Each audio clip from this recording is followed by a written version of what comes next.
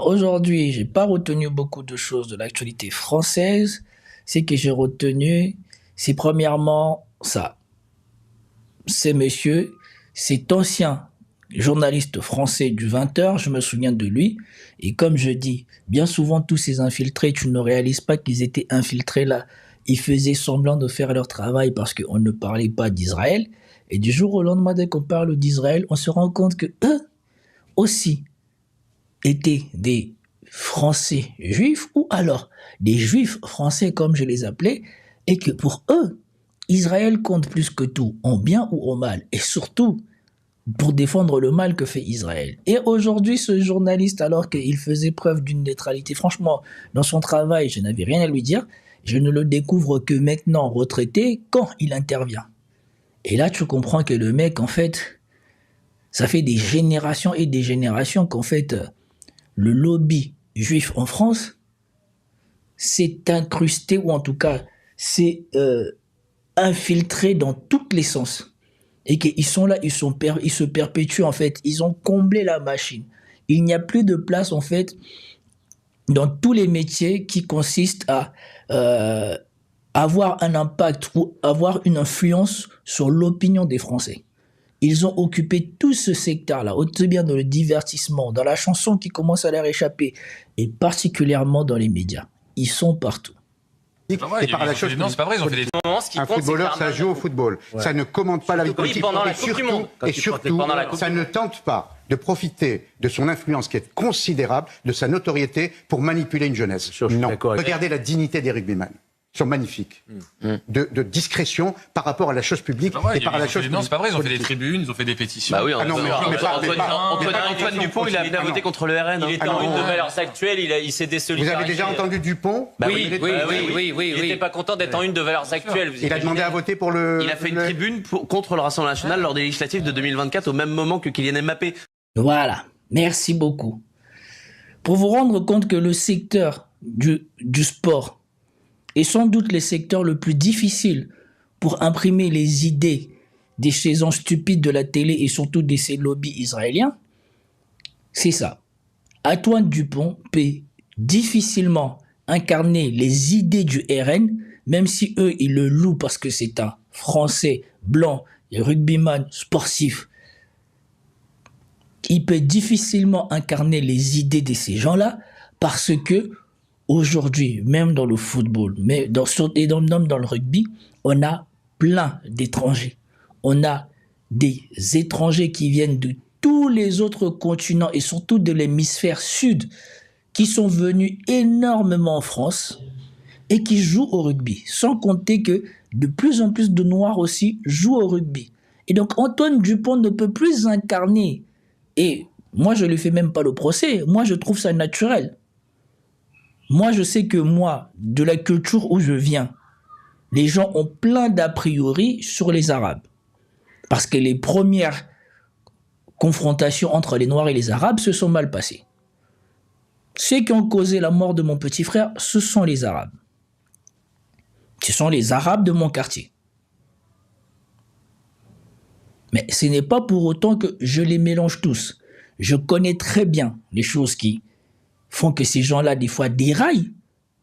Mais c'est pas pour autant que je fais l'amalgame. Et pourquoi? Parce que j'ai joué au foot avec ces gens-là, je les ai vus au quotidien. Comme j'ai dit, dans 90%, 99% du temps, ce sont des gens qui ne te feront pas sentir la différence, qu'ils préfèrent être entre eux ou je ne sais pas quoi. On a tous des moments de communion et on a tous des moments où on veut être avec les gens qui nous ressemblent ou naturellement on est avec les gens qui nous ressemblent. Et donc Antoine Dupont, au quotidien, lui, il est dans un environnement multiculturel et il comprend la menace que représente le RN par rapport à cet environnement-là. Que si on laisse ces foutus gens du RN arriver au pouvoir et commencer à raconter leurs bêtises, c'est qu'il vit là, c'est qu'il partage là sera plus possible. Parce que imaginons que ces gens-là qui viennent de l'hémisphère sud viennent jouer au rugby en France et qu'ils se rendent compte qu'il n'y a que des Français. Il n'y a pas de supporters qui leur ressemblent. Il n'y a personne qui les ressemble. Dans toutes les villes où ils vont, il n'y a personne qui... Tu crois qu'ils vont se sentir comment? Ils vont pas se sentir dépaysés? Vous pensez que tous ces gens viennent en France et se sentent bien et s'intègrent et sont contents d'être là? Pourquoi? Parce que la France est un endroit où, peu importe d'où tu viens dans le monde, tu retrouves quelqu'un qui te ressemble quand tu marches au quotidien. Moi, j'étais à Madrid dans les années 2006. Avec ma femme, on a séjourné à Toledo, mais je peux vous dire que je me sentais comme, je sais pas moi, une tache noire sur un tableau blanc. Il n'y avait aucun noir dans la ville. Je suis resté une semaine à Toledo, je me sentais comme un point de fixation. Je suis parti en Allemagne quand j'étais plus jeune. J'étais à Landau, dans le sud de l'Allemagne. Bien sûr, mon cousin vit là-bas, mais le nombre de Noirs dans cette ville-là, c'était à compter sans doute dans le doigt dans tous les orteils ou dans tous les doigts que tu as sur la jambe. Donc si tu fais tes 10 et des 10 d'en bas, c'est fini. Je n'ai jamais croisé un autre Noir quand je me baladais dans Landau, que ce soit avec mon cousin, que ce soit avec la femme de mon oncle qui était blanc, je n'en ai jamais croisé. Et le jour où j'ai croisé un bébé allemand au supermarché, le bébé, il a failli se casser le cou tellement il me fixait parce qu'il n'avait jamais vu de noir. Donc oui, ce n'est pas possible. Moi déjà, parce que vous voyez le journaliste, regardez bien ce qu'il a voulu faire. Il a voulu dénigrer Mbappé. Parce que Mbappé maintenant, parce que il est devenu l'un des personnages préférés en France, l'un des gens les plus influents en France. Et maintenant, eux, ils ont peur de cela. Parce que les politiciens et tout ça, qui n'ont aucune influence et rien à dire, comme on va voir Zemmour qui raconte sa vie et qui raconte une phrase qui n'est plus la France d'aujourd'hui et qui ne sera pas la France de demain, tout le monde s'en fout de Zemmour. Zemmour, il peut jacasser, il peut raconter sa vie pour lui et ses potes dans le 8e ou dans le je sais pas quoi. On s'en fout. Mais par contre, Kylian Mbappé, quand il parle, ceux qui aiment le foot écoutent.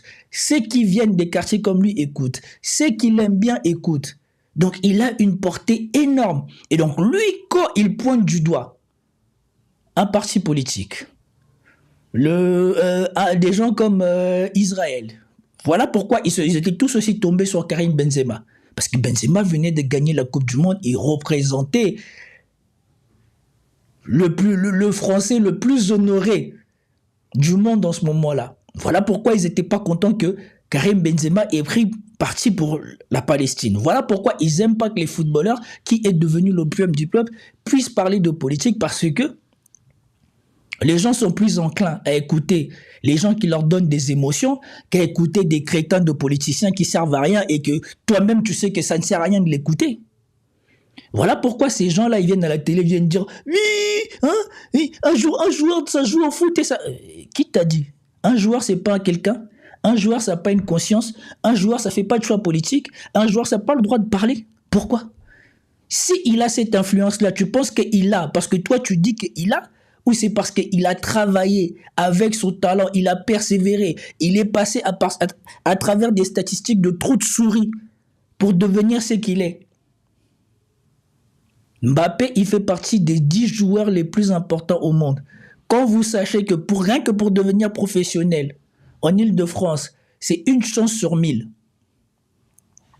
Donc 0,001% des chances que tu deviennes professionnel. Tu t'es entraîné toute ta vie. Tu as 0,001% des chances de devenir professionnel.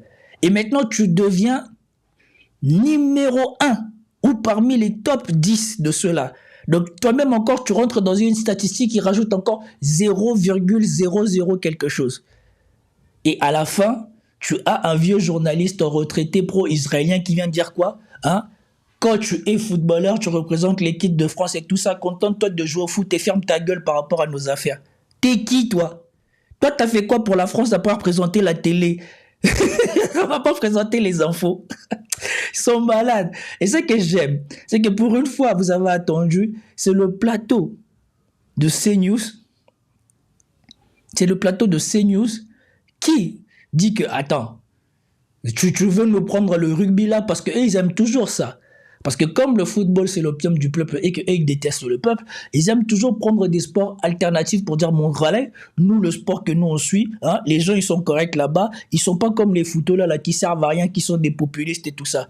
Et il a voulu montrer des rugbyman. Et on lui a dit, le numéro 1 du rugby français, il partage les mêmes idées que Mbappé. Et il a fait la même chose que Mbappé.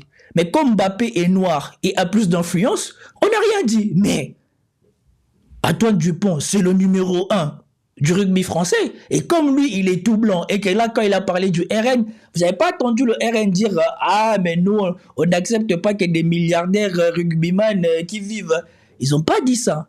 Ça n'a pas fait l'objet d'une critique. Je rappelle ici, je remets la vidéo, écoutez bien. Un footballeur, ça joue au football. Ouais. Ça ne commande pas la vie politique. Et surtout, ça ne tente pas de profiter de son influence qui est considérable, de sa notoriété pour manipuler une jeunesse. Voilà. Il est fou. Un footballeur, ça joue au foot. Ça ne fait rien d'autre. Ça ne commande pas. Et surtout, et regardez ce qu'il accuse Mbappé de faire. Ça ne tente pas. Ça ne tente pas de manipuler une jeunesse. Donc Mbappé, hein, il est là, il est assis, il dit, attends, qu'est-ce que je peux faire pour foutre la merde en France? Attends, je vais raconter un truc sur le RN, j'aime tellement ça. Alors que quand on lui avait posé une question, il avait répondu à une question que c'est un journaliste. Et comme toujours, les journalistes de droite et les journalistes de gauche, c'est toujours leur travail. Quand tu as affaire à des journalistes de gauche, ils vont vouloir te poser des questions par rapport à l'extrême droite, pour que tu te positionnes par rapport à l'extrême droite. Et quand tu es devant des journalistes d'extrême droite, ils vont te poser des questions par rapport à la gauche, pour te forcer à te positionner par rapport à l'extrême gauche. C'est eux-mêmes les journalistes qui sont à la base de ce jeu. Mais la réponse est toujours pour stigmatiser les autres. Et vous avez vu comment il a voulu parler d'Mbappé? Il est fou! Il n'a rien foutu pour la France, à pas présenter son émission de télé. Il vient lui dire, non mais toi tu n'as pas le... Lui, il est là, il répond à des questions, il donne son opinion sur la politique française, mais il dit à quelqu'un qui a grandi en France, dans l'un des endroits le plus difficile de France et qui est devenu l'un des personnes les plus importantes au monde. Ah, par contre, toi, tu n'as pas le droit d'avoir l'opinion politique. C'est des fous, ces gens. Non. Regardez la dignité des rugbyman. Ils sont magnifiques. De discrétion par rapport à la chose publique et par la chose publique. Non, c'est pas vrai, ils ont fait de discrétion par rapport à la chose publique. C'est pas parce qu'il est lâche et qu'il veut garder ses sponsors et qu'il peut pas assumer la critique que ça veut dire qu'il a la dignité. Justement, ça, c'est ce que vous cultivez en France, ça. C'est ce que vous voulez instaurer en France. Vous voulez instaurer la lâcheté en tant que valeur morale. La dignité, c'est de savoir s'indigner quand on fait quelque chose qui n'est pas digne. C'est de savoir revendiquer quand il y a quelque chose qui ne vous plaît pas. Et surtout, de défendre ce qui vous paraît injuste. des tribunes, ils ont fait des pétitions. Bah oui, Antoine Dupont, il a voté contre le RN. Il était en une de Valeurs Actuelles, il s'est désolidarisé. Vous avez déjà entendu? Antoine Dupont, il a déjà appelé à voter RN. On est vous et moi ici, là. Vous et moi, on suit l'actualité. Je décrypte l'actualité depuis, je crois, 2 ans au moins. Est-ce que, quand Mbappé il a parlé dans Vanity Fair du RN, on a attendu le même bruit médiatique que ce qui est passé inaperçu de Antoine Dupont qui a parlé du RN? Est-ce que vous avez attendu la même chose? Du Dupont? Bah oui.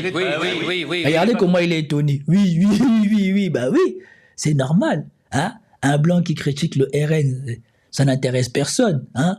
On va pas attaquer notre propre représentant qui est contre le RN devant tout le monde pour que les Noirs ils voient que les Blancs ils appellent à pas voter RN. Mais non, on peut pas faire ça.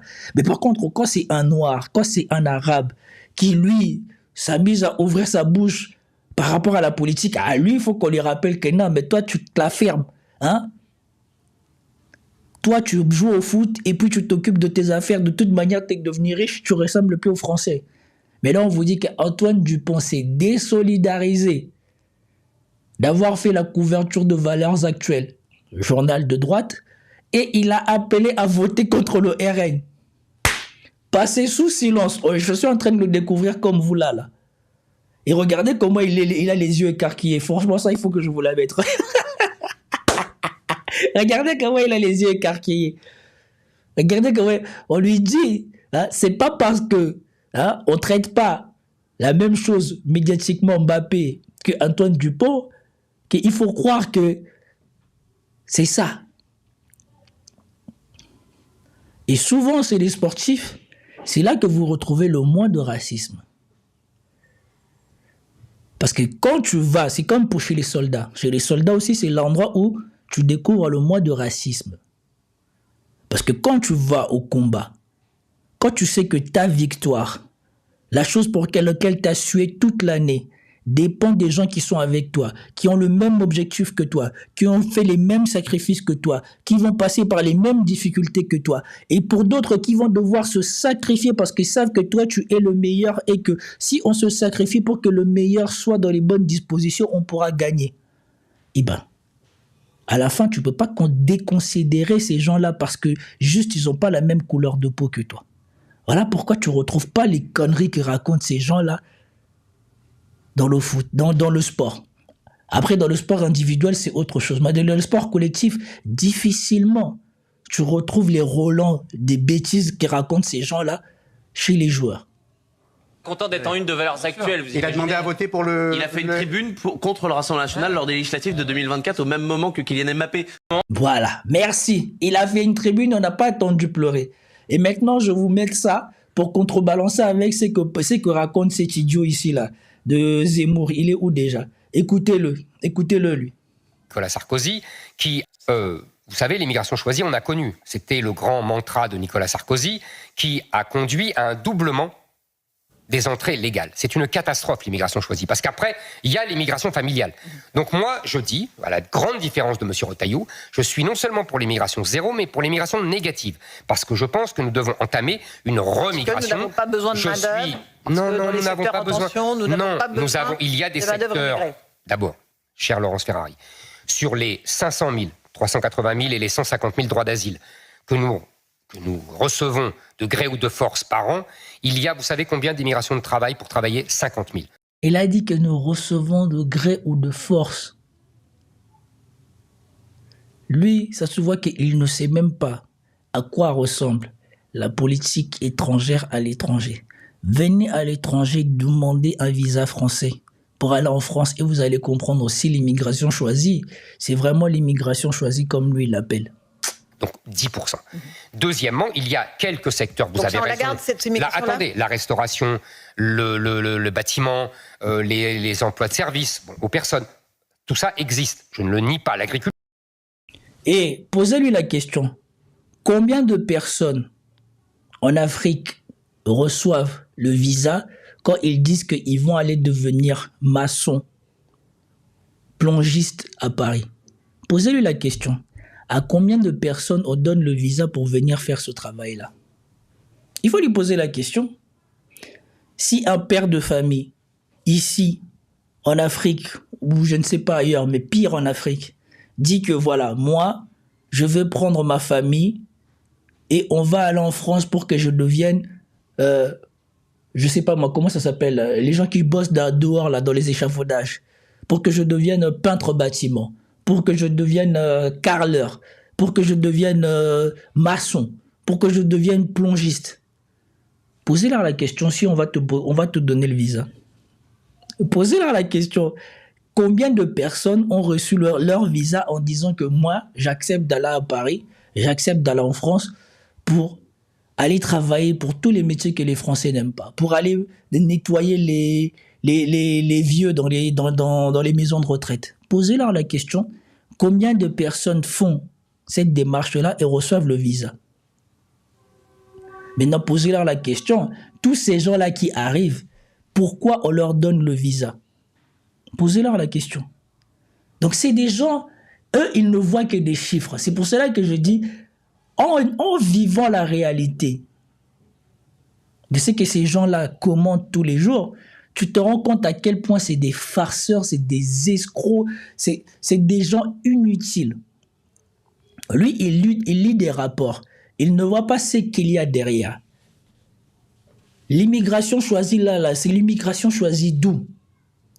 C'est l'immigration choisie d'où?